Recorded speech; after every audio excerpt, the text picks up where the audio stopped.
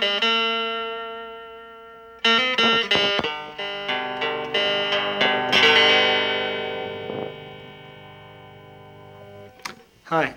I'm Mike Alvarez. 10 years ago, Roky Erickson asked me to perform with him in Demon Angel, A Day and Night with Roky Erickson, a documentary originally shot for Swedish television. We've updated the version by adding some interview footage of some very important people in Roky Erickson's life. We certainly hope you enjoy the show.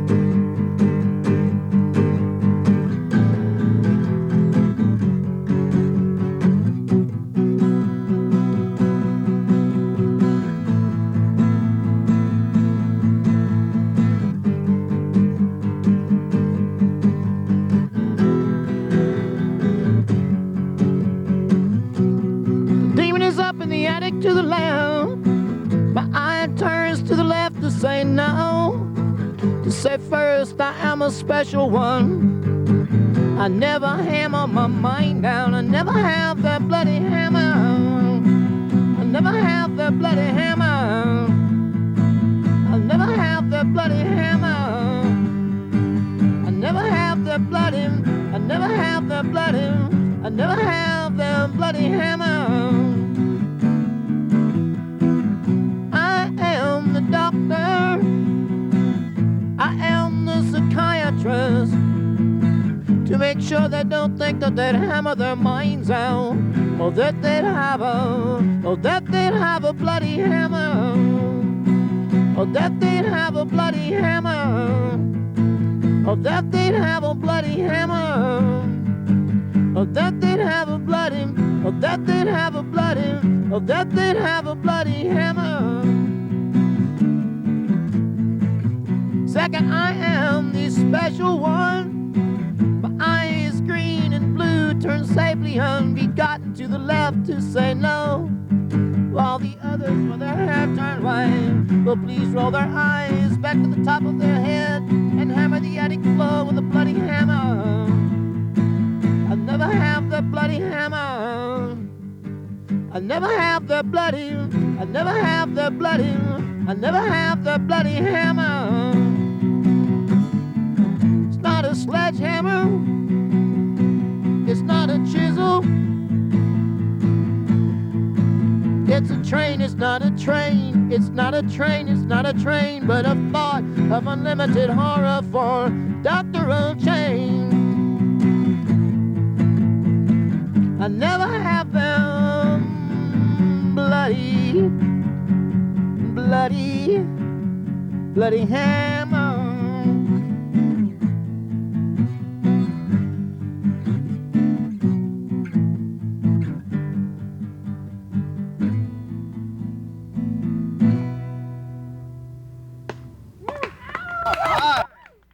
Rocky's musical life probably started when he was like 10 or 11.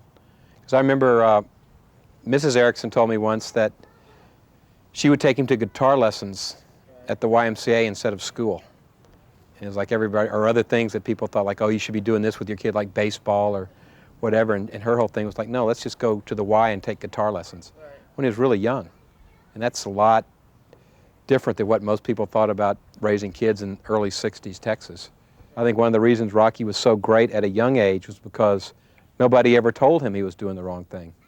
He was actually, I think, nurtured and allowed to pursue it. So from that, I mean, in a band like the Spades when he was 14, 15, 16 years old, and that was pretty young for kids back in Texas to be in rock and roll bands. Now it's normal. And then Roky joining the Elevators when he was 17, you know, that was a very heavy band for a 17-year-old kid to get into.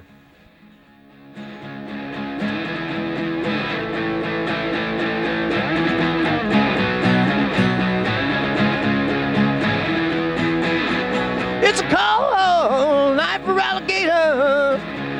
It's a cold night for dogs.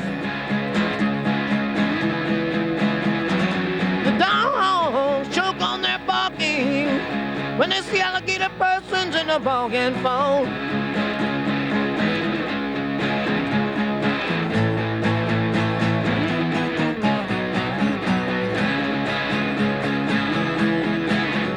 It's a cold night for alligators when men turn into them in the night. It's a cold night for alligators. It's a cold night for their mind.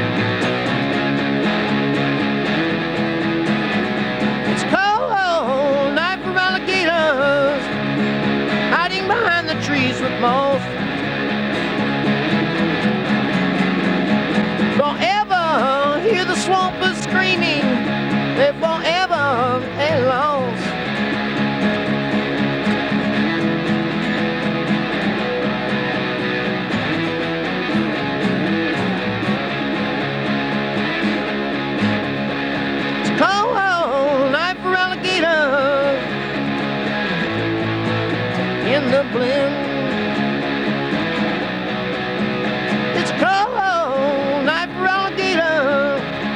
Perfect monster has no end.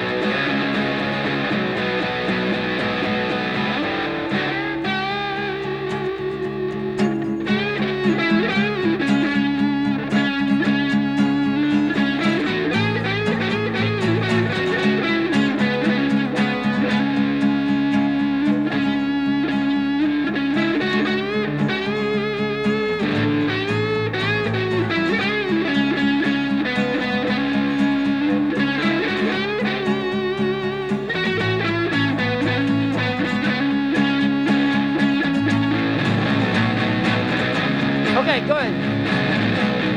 Take it on home.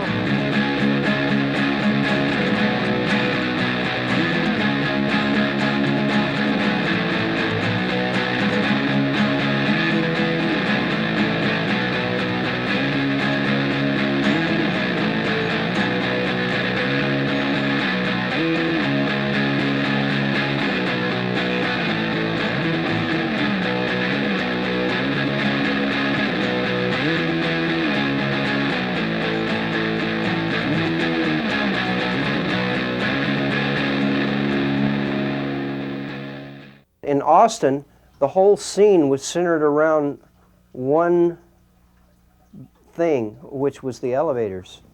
And all the other bands were sort of patterned after the Elevators. Well, the thing about the Elevators, the reason they were so influential was mainly because nobody had ever heard anything like that. I mean, rock and roll in Texas at the time, you have to remember, was like glorified bubblegum, like the Five Americans. There was a lot of blues in Texas, but not that many white people playing it, so the blues was off in a corner like Lightning Hopkins and some of those people. You know, major league players, but not really that accessible to teenagers. But the Elevators, they came along and had a sound, a rock and roll sound, which was so loud and so evolved that immediately people in Texas just went, that's the band. The Elevators were designed from day one, before anyone had ever heard them, when they were still rehearsing and planning the whole thing. In the very early planning stages, the Elevators were designed to be a cult item, and they invented the cult item. The San Francisco rock scene started 64, 65 with bands like the Warlocks, which turned into the Grateful Dead, the Great Society, which turned into the sort of the Jefferson Airplane, the early groups that later became Quicksilver, and they were all mainly folk rock musicians. And so the Elevators hit San Francisco in 1966 and had this full tilt rock and roll sound. There was hardly any folk music in it. There wasn't any blues in it. It was just like flat out rock and roll. It's just this thing they'd fashioned out of thin air almost. And I think a lot of the San Francisco bands saw it and realized that, you know, they could drop their folk pretensions and just become like real rock and roll bands. And I think the Elevators really snapped a lot of San Francisco bands to the fact that you didn't need folk music, just rock and roll. Janis Joplin, you know, got a lot of her singing style and screams from Roky, and then Robert Plant said he got his singing style from Janis Joplin. And I also believe that there was songs, the songwriters were all writing songs back and forth, like Bob Dylan and the Rolling Stones and the Beatles and the Elevators were all writing little song letters back and forth to each other, like Rocky Raccoon and Rocks Off and Come Together by the Beatles. Bob Dylan had Ballad of Frankie Lee and Judas Priest, and you know, the Elevators were writing Dear Dr. Doom back in response to Dylan's song, and you know, so there was all some links. They were all contemporaries in my opinion. Yeah, I could play you a Dylan song, sure. Yeah, I love to.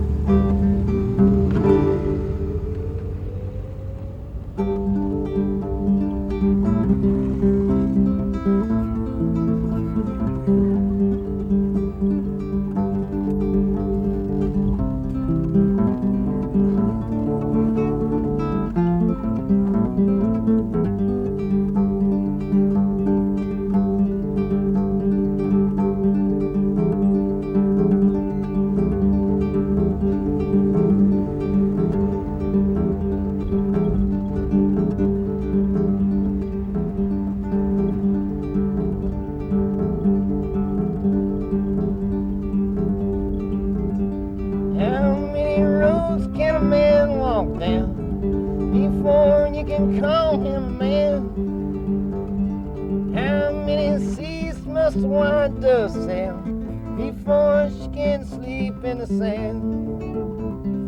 How many times can a man, I can't even, no, how many times can a cannonball fly before they're forever banned? The answer, my friend, is blowing in the wind. The answer is blowing in the wind.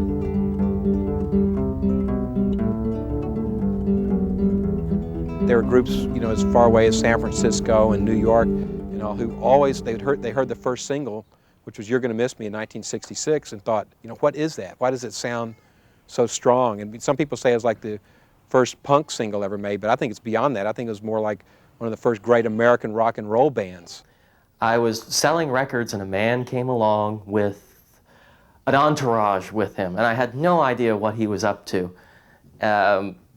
He said, I want to take a look through your records. I said, you can look through the records, that's fine. He starts going through all the records and he goes, well, what did you pick up today? I go, well, here's some of the things I picked up, and I started handing him records. I said, well, I picked up this one. He goes, this one? I ain't never seen one of these before. And he stops some man next to me, goes, look, I ain't never seen one of these before. Look at this, look at this. And he goes on and on and on. I don't know what this guy's problem is, you know? So as he's getting ready to walk away from me, something hits in my head, and I go, I know this man from somewhere. And the man who was selling records with me says, do you realize who that was? That was Roky Erickson. And I go, oh man, no way that was Roky Erickson.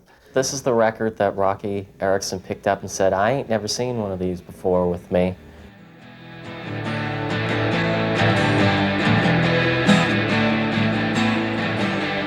Wyatt! Wyatt! Wyatt! You're gonna wake up one morning as the sun greets the dawn. You're gonna wake up one morning as the sun greets the dawn. You're gonna look around in your mind, girl. You're gonna find that I'm gone. You didn't realize. You didn't realize.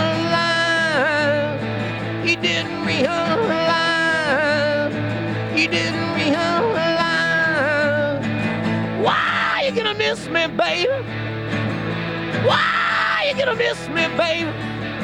Why you gonna miss me, baby? Child.